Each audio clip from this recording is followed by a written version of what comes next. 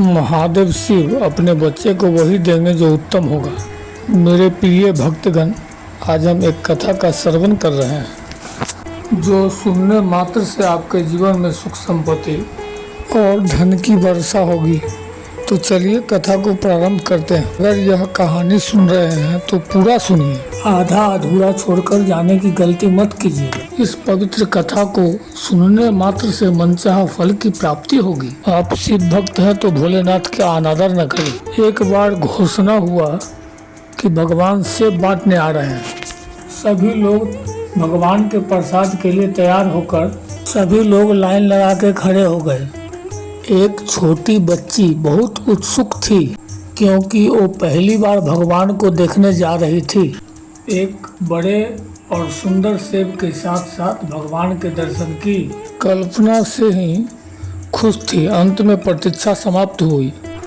बहुत लंबी कतार में जब उसका नंबर आया तो भगवान ने उसे एक बड़ा और लाल सेब दिया, लेकिन जैसे ही उसने सेब पकड़कर लाइन से बाहर निकली, उसका सेब हाथ से छूटकर कीचड़ में गिर गया।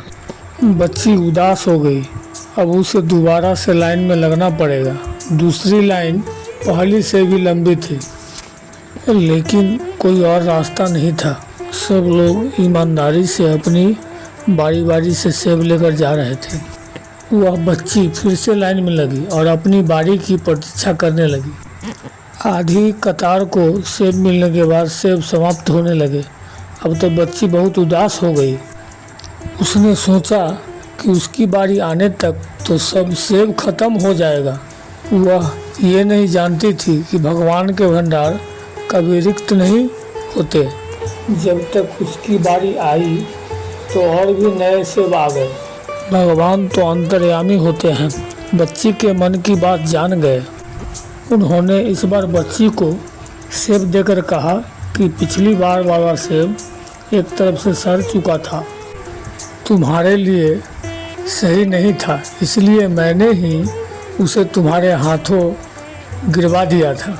दूसरी तरफ लंबी कतार में तुम्हें इसलिए लगाया क्योंकि नए सेब अभी पैरों पर थे, उनके आने में समय बाकी था, इसलिए तुम्हें अधिक प्रतीक्षा करनी पड़ी।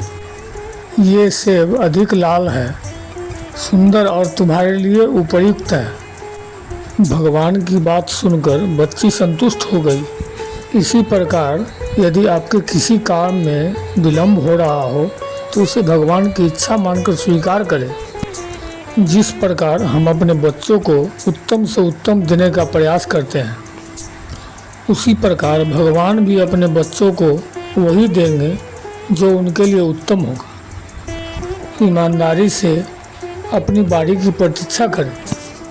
वीडियो को बोलते समय कोई त्रुटि हुआ हो तो मैं क्षमा चाहता हूँ। उम्मीद है वीडियो अच्छा लगा है। महादेव के सच्चे भक्त हैं तो चैनल को सब्सक्राइब करें और कमेंट में लिखें हर हर महादेव।